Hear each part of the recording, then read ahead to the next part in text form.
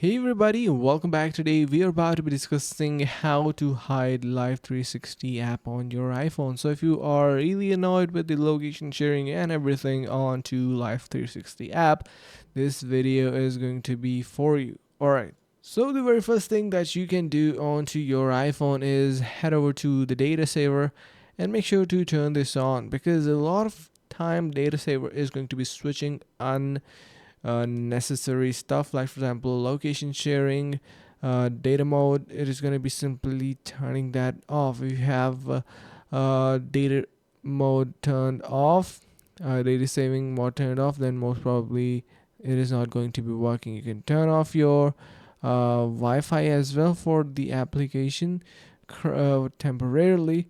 Or yeah, so basically you can also purchase a prepaid phone, but that is something not that handy, which I do not recommend.